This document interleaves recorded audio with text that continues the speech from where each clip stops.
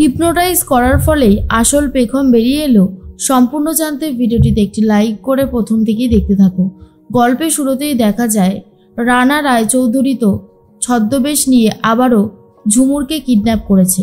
কৌশিকী দিতে যাচ্ছিল ঝুমুরকে একটা জায়গাতে, যাতে ঝুমুর সেখানেই থাকতে পারে, কিন্তু ঝুমুরকে মাঝ রাস্তা থেকে রনের লোকজনেরা তুলে নিয়ে চলে যাচ্ছে। আবিরের কাছেও খবরটা চলে গেছে, কিন্তু আবির তন্ন করে খুঁজতে শুরু করলেও ঝুমুরকে খুঁজে পাচ্ছে না। আবির তখন ভাবে, এখন কোথায় খুঁজবো আমি, কিছুই তো বুঝতে পারছি না।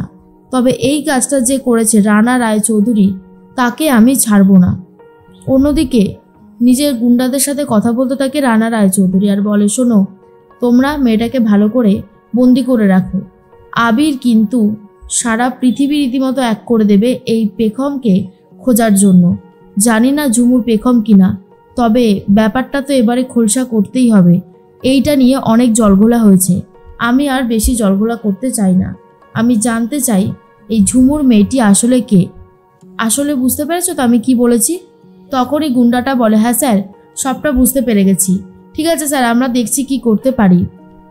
রানা রায়চৌধুরী ভাবে, আমাকে এবারে আসল সত্যিটা বার করতেই হবে, যে ঝুমুরই পেখম কিনা বা পেখমই ঝুমুর কিনা। এর মধ্যেই ফোনটা বারবার দেখতে থাকে আর বলে, অবিতাজ বা শ্রী কেউই তো আমাকে ফোন করেনি, তাহলে কি ওরা আমাকে খোঁজ করছে না? কি জানি কেসটা কি হলো, তবে আগে আমাকে ওই দিকটাই সামলাতে হবে। এদিকে কৌশিকী বাড়িতে এসে খুবই ভেঙে পড়েছে। চোখের সামনে দিয়ে একটা মেয়েকে তুলে নিয়ে গেল, কিন্তু কিছুই করতে পারল না কৌশিকী। এটা ভেবেই কৌশিকী অনেক বেশি কান্নাকাটি করতে থাকে।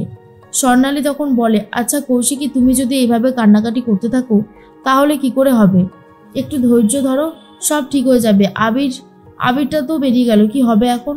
কৌশিকী বলে, আমি ভাবতেই পারছি না যে চোখের সামনে দিয়ে একটা মেয়েকে এইভাবে কিডন্যাপ করে নিয়ে যেতে পারে। তখন সৌকর্য বলে, সে কি কিডন্যাপ করে নিয়ে গেছে? কাকে? তখন ঝুমুরকে কিডন্যাপ করে নিয়ে যাওয়ার কথাটা পুরোটা বলতে থাকে। এর মধ্যে সৌকর্য বলে, আবির কোথায় গেল? আবিরকে তুমি খুঁজে পাওনি? কৌশিকী বলে, না, আবির তো ফোনও ধরছে না, কি করছে আমি সত্যি বুঝতে পারছি না, আমার কিন্তু খুবই চিন্তা হচ্ছে। স্বর্ণালী বলে, যবে থেকে পেখমটা ওর জীবনে এসেছিল ঠিক তখন আমার শান্তি ছিল না, আবার এই ঝুমুরটা এসেছে, এখনও আর শান্তি নেই, ভালো লাগছে না। গন্ডগোল যে কি হচ্ছে।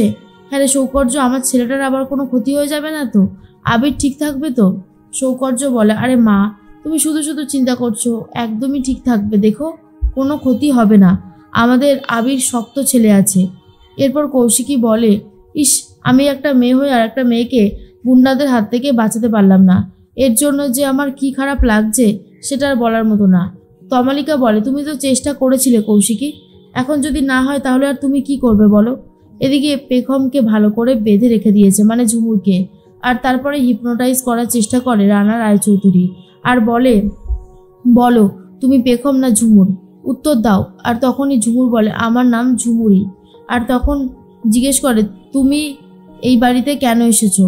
ঝুমুর বলে, আমাকে এই বাড়িতে দাদাবাবু নিয়ে এসেছে, আমি দাদাবাবুর ইচ্ছেতেই এই বাড়িতে এসেছি। এর মধ্যে জিজ্ঞেস করে, আচ্ছা তুমি কি পেখম নাকি ঝুমুর? তোমার পুরনো বাড়ি কোথায়? পুরনো বাড়ি কোথায়, পেখম ঝুমুর কিনা সবটাই বলে দেয় ঝুমুর।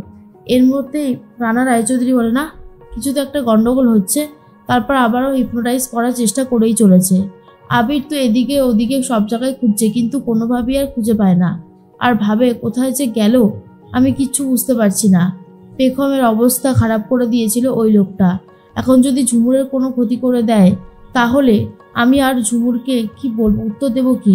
না না, আমাকে কিছু একটা করতে হবে, এইভাবে থাকলে হবে না।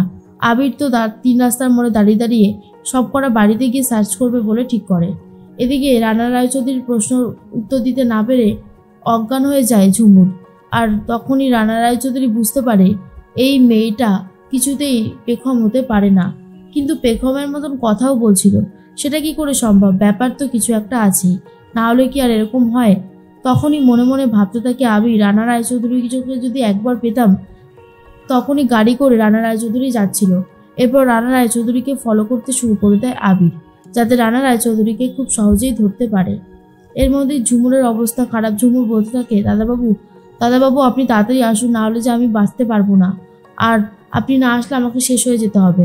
সেই জন্যই বারবার করে ঠাকুরের কাছে প্রার্থনা করতে থাকে যে সবটাই যেন ঠিক হয়ে যায়, দাদাবাবু যেন এসে আমাকে উদ্ধার করে নিয়ে যায়।